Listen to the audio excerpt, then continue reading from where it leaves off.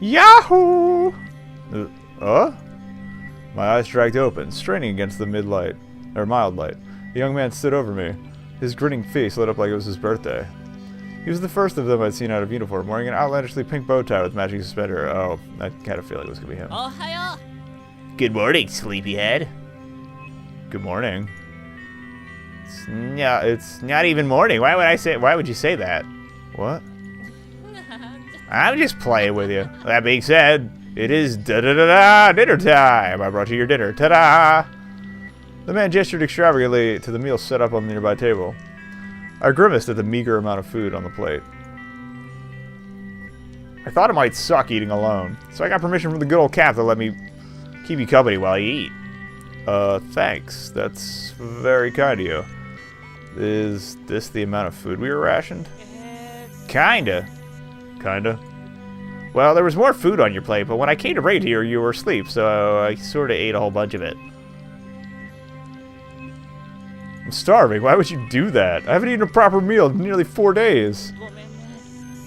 I'm sorry. I just really love beans. Oh. I guess that's alright then. It's not alright. It's totally not okay. Don't touch my beans. My beans! Life is strange, anyone? Anyway. I don't actually like beans all that much. Really? It's like we were made to be friends. The energetic man made him comfortable in the seat next to me as I began to eat. I shoveled the food down with a fork, internally shouting at myself to savor it, but failing miserably as my insatiable hunger urged me onwards. Oh, I completely forgot. I'm sorry, let him talk. My name's Yoshiki, by the way. Yoshiki Sasaki. I'm an engineer and a Gemini. I'm 21 and a half. I love beans, building stuff, and mischief. That's quite the introduction. Oh, let's see. My name is Neko, and I guess I like creating stuff. I like trying to keep up with my imagination. Me too. I'm currently working on a machine that will plump a pillow to perfect plumpiness. I see. I cleaned every morsel off my plate, yet still felt ravenous. So, are you able to tell me anything about what, sorry, that was me. Can I go back? Yeah, whatever. Can you tell me anything about what's happening? Oh, do you not know? Know what? I probably shouldn't say. The captain will kill me. I promise I won't tell. Really? Really. Now spill. Okay, so try to remain calm, but when we picked you up, the AI system went on the skits and started informing us that we'd reach our capacity of people per our resources. These big red alarms went off and everything. Alarms that I didn't even know existed. So, how do we get more resources? That kind of isn't the problem. I threw Yoshiki a questioning look. When this happened, I recognized that there weren't enough resources for the crew now on board at the Everett. The system determined the way to correct such an imbalance wasn't to get more resources, but instead to lessen the amount of people on board. I sat there in stone silence for a moment. Yoshiki bit his lip, his eyes avoiding my gaze. Does that mean... Yeah, the AI sentenced one of our crew to death. Dr. Andreas Gunther Vogel. He was a good man. A bitter smile tugged at the corner of Yoshiki's mouth. He used to give me lollipops as a kid when I visited him for a checkup. Even when we ran out, he still minded giving me one every time. He told me if I concentrated really hard, I'd still be able to taste it, that my mouth would remember the flavor. It was silly, but... Yoshiki's words were faint in my ear. I felt a wave of nausea hit me as I realized the truth. It's my fault. Oh my god, it's all my fault. I'm responsible. If I hadn't come on board, that man wouldn't have had to die. No. Well, yes, but no. You can't think like that. It's the programming that's wrong. Something's wrong with I. See, Dr. Vogel is dead, but after it killed him, the AI system didn't reset to acknowledge that we are safe levels again. Great. Great. What are you trying to say? In 4 days, someone else will die. Not the best news to wake up to, huh? So you might actually be responsible for more than one death. Don't beat yourself up about it, though. No one could have predicted this. How does it work? How does the AI determine who is to die? I've probably said too much already. If the captain wanted you to know, she'd have told you herself. But I need to know. I'm sorry, I can't. Look at the time. I need to go wash my hair. So we got a seat. Yoshiki scooped up my plate and dashed out the door. Toodles. My body and mind were numb. I couldn't believe what Yoshiki had told me. It seemed too cruel to be a joke, but too horrifying to be true. One dead. In a few days, another would die, and I was to blame.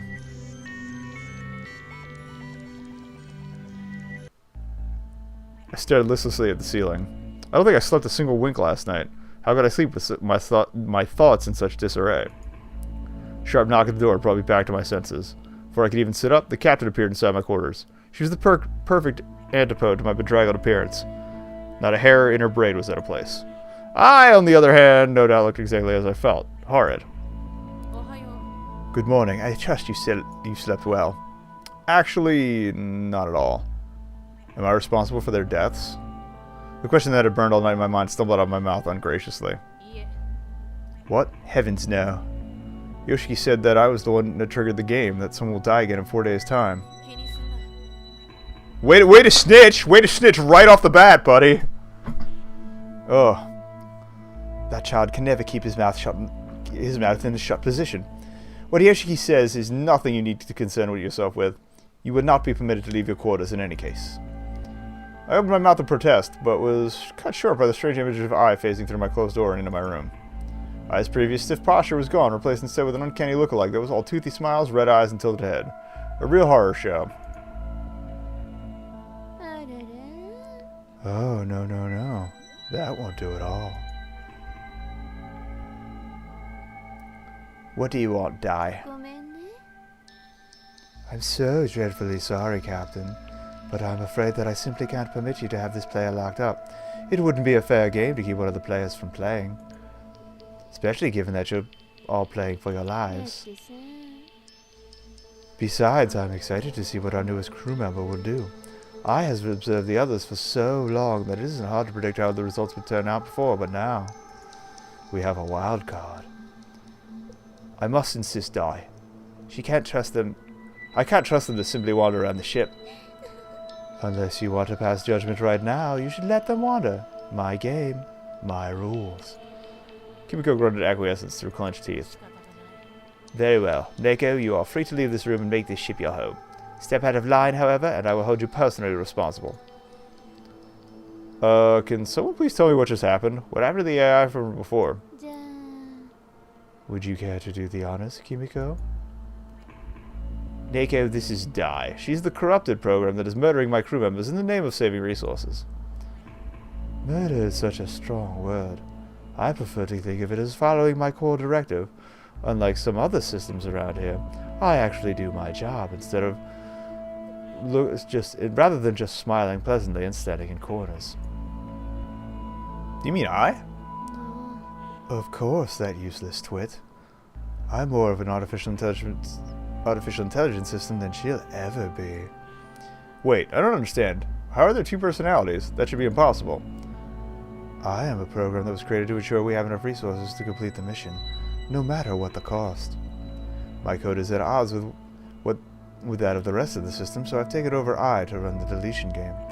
We do, however, still share the capabilities, meaning that I can do things like this. Lights above flickered once and then shut off, plunging Kimiko, Dai, and myself into darkness. Nice. Dai. Turn the lights back on at once, Dai. Don't tell me our noble captain is afraid of the dark.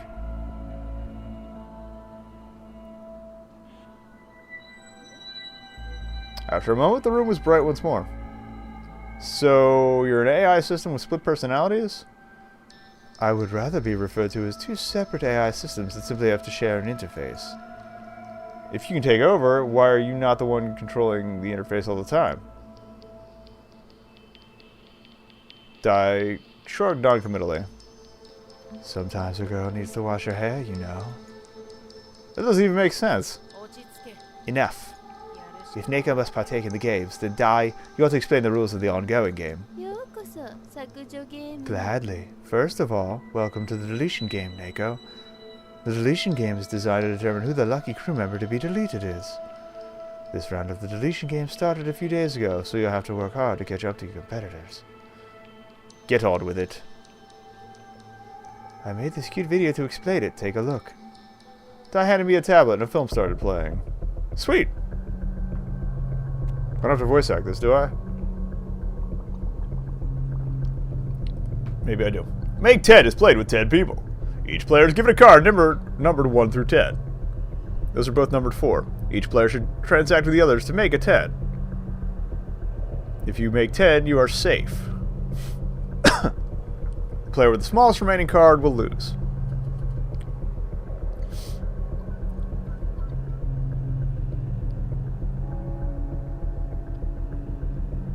So you're trying to... Unless another player has no cards, then the person with no cards will lose. What if more than one has no cards? There are 3 types of transactions. Only 1 transaction per unique couple. Combine, trade, or give. Combine with other players to make 10. Once combined with a player, all future transactions must be performed together. Okay, so teamwork. Got it.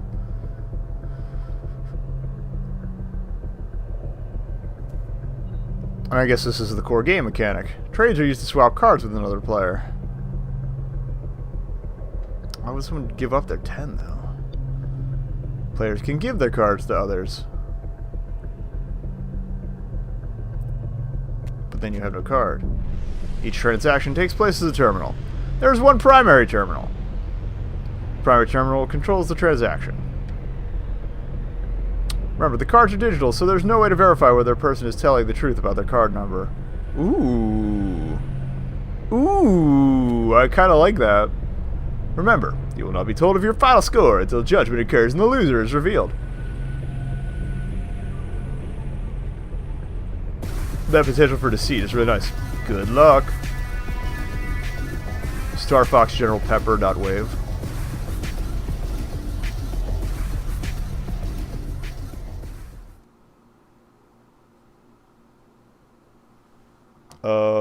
Hi? Did I break you? There we go. Had to click. There we go. The name of this game is Make 10. Everyone gets a digital card numbered 1 to 10. Number is a secret that only you know unless you choose to share this information with others. In order to win the game, you must team up with other players to make exactly the number 10. Not higher, not lower. Exactly 10. Oh, I see. There are 3 options to make 10 with other players. These are combine, trade, and give. These transactions are done by the transacting party placing their hands on designated terminals. There will be 1 primary terminal for each transaction, and any other terminals are considered secondary terminals. Primary terminals control the transaction. They determine which action, combine, trade, give, will be undertaken. Secondary terminals are passive. They have no control over the action taken. Combining allows you to combine your card value with the value of another player to make a higher value. Once those cards have been combined, any future transactions will require the approval of both parties. For example, if you have a 4 and your partner has a 9, you can combine to make a... or has a 5, you can combine to make a 9. If you then want to partner with the player holding a 1 in order to make 10, all 3 players must place their hands on the panels provided to authorize the transaction. Trading allows 1 card to be swapped for another. Trades can only be performed by an individual cardholders, not by those who have already combined with a team to make a higher card value. Okay, so that's always one-on-one. A person cannot trade with another party who does not have a card to give. So if you partner, you can't trade at all, I'm guessing, since everything has to be done as a partnership. Okay. I'm getting this. Giving allows 1 party to give their card to another, receiving nothing in return. Giving cards can only be done by individuals. Giving of a card results in the giver having a 0 card score and being unable to partake in any other transactions unless they are to be the receiver of a gift. The receiver of the gift has the option to choose which card to use in future transactions. Alternatively, they can combine their own cards together with a single terminal. Any person who fails to make 10 with the other players will lose. If there is more than 1 person who has not made 10, then the person holding the lower of those 2 numbers will be the loser. Having no card at the end of the judgment period results in a 0 and will place lower than those who have not made 10. I can read. In the case that there is more than 1 person without cards, then the loser will be chosen at random from those people not holding cards. So that gives you a chance to survive even if you give yours away. Gotcha. The game will run for 5 days. Transactions may only be performed on the last day. All transactions must be finalized before 1800 hours on the last day, at which time judgment will occur. Dinner time. Go figure. Judgment will reveal the final scores, and the loser will be punished in whatever way I see fit. But how does she do that without a hard light processor? And remember, there is no way to verify whether the other players are lying or telling the truth. Nevertheless, players cannot guarantee their own safety without teaming up with others, unless they start the game with the 10 card. Do you need me to repeat the instructions? Nope. Fantastic. Now, Captain, I'm going to have to ask you to shuffle off so I can tell Neko what their card number is. I understand. Kimiko nodded briskly and walked out of the room, leaving me alone with the creepy hologram. So, what's my card number then? You have been allocated card number 5. You have 4 days remaining to decide who to ally with before the next crew member will be deleted. I wish you well in the games. Fight hard. Tossed off a flippant 2-fingered salute that felt uncomfortable and uncomfortably cheery given the circumstances. In the blink of an eye, the malicious die was replaced with the concerned face of I. I am so sorry. There's nothing I can do to prevent Dai from taking control of my interface. Don't worry about it, I know it's not your fault.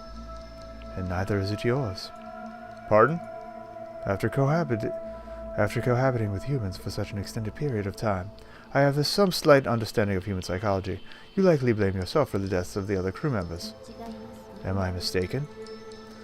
The crew of the Ever performed an act of kindness, bringing a stranger on board. They saved me. Sure, there were enough supplies on the shuttle last years, but still, I was on my own. Me, my tiny shuttle, and a vast expanse of empty space. I was surviving, but I wasn't living. To be honest, I was close to the end of my tether. Then suddenly, there were people. Real, living, breathing, dreaming, idiotic humans that are just like me, and yet so different. You know how nice it is to be surprised by someone? To not be able to anticipate what someone is going to say, because it isn't you having the same old tired conversations with yourself. They saved me, but all I've brought them is pain. How could I not blame myself for what has happened? I'm the reason it all started. No, you are not the reason. You are not the one killing crew members. That culpability lies solely with the program. Please do not make yourself into the villain. Some of the personnel of the Everett have already lost sight that it is the system they need to be fighting, not each other. The captain is approaching your quarters. She's nearly at the door. Shall I open it? Sure, go ahead. The captain jolted back at the sudden opening of my doors. Her hand was still poised above the intercom button. As our gaze met, she abruptly moved her hand away, as if somehow embarrassed of being caught in the act of doing something so mundane.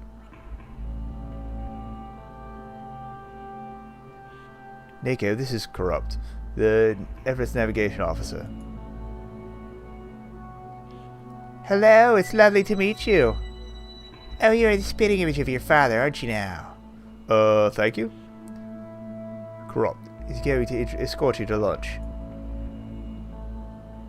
If you don't mind, that is. It's so nice to have a new crew member on board. We'd love to get to know you a bit better. You're all my daughter. Melody has been chatting about for the last few days. I'd love to come. I haven't had much of an opportunity yet to meet the other crew members.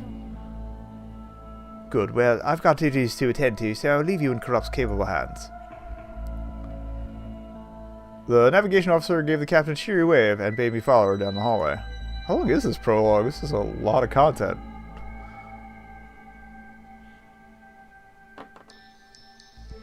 I was sorry to hear about the loss of your parents. They were astounding people, even though they were cooped up to the research lab most of the time. When they did come out to join the rest of the crew, they were terrific fun. That's nice to hear. They used to tell me stories about the Ever crew members. Nothing too saucy, I hope. The worst story I remember was one about a Russian crew member sneaking into the kitchen and stealing potatoes so he could make his own vodka. That was Vladimir. He was quite the scoundrel back in the day. Sometimes I'm surprised they let him join the crew at all, to be honest. Here we are. After what seemed like a labyrinth of hallways, we arrived at a closed door that looked absurdly similar to all the others. As the door slid open, I discovered that I couldn't have been more wrong. Oh, this is the hydro bay. I was rendered speechless by the luscious garden spread out before me. I felt the crunch of grass under my shoes. The sweet honeyed scent of flowers pervaded the air. It's the most greenery I had seen in one place, and it was beautiful. Sorry to keep you waiting. Mommy's here! A little girl with a shock of pink hair and a dress to match barreled towards me. Her face was lit up with a bright smile. Oh, what took you so long? We have a guest joining our picnic today. Allow me to introduce Neko. A man with silver-streaked hair, bushy eyebrows, and a genial smile stood up from his picnic blanket as we approached. He took a few steps forward to meet us and offered me his hand. We shook hands firmly. Nice to meet you. Oh, that is Vladimir. This is Vladimir, and this is our daughter, Melody. Hello, Melody. I crouched down beside her so we could see eye to eye. She kept a tight hand on her mother's skirt, but she didn't shy away from me. I am 5 years old. My favorite food is carrots. Nice to meet you. I am pleased to meet you too, Melody. It was a very good introduction, sweetie. Melody grinned at me proudly and then raced back to sit down on the picnic blanket. Sit, drink, smile. Vladimir poured me a glass of lemonade and pushed it into my hands. Corrupt patted the space next to her with a hand. Come and enjoy the picnic. I sat down next to her. Here, have a sandwich. Thank you. I didn't realize how hungry I was, but I bit into the roast beef and salad sandwich. I hurriedly wiped off a streak of sauce that dripped out of my sandwich and down my chin. The food distracted me for a long moment, but I quickly became conscious of the fact that this was an opportune time to finally get some of my questions answered. Time was ticking away, and I only had a few days to partner with someone to make 10, or I'd be royally screwed. So, do you guys need a partner for the deletion game? I don't really know what I'm doing, and would appreciate the help.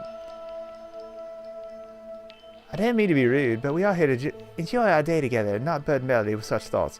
Please, keep speaking about that to a minimum. I'm sorry, I didn't mean. Don't worry about it. You didn't know. I awkwardly returned to my sandwich. Melody seemed oblivious to what had just transpired and decided that it was a perfect time to introduce me to her dinosaurs. This is Fred, and this is George. She held up a green Tyrannosaurus and a purple Stegosaurus with enthusiasm. Here, you can play with George.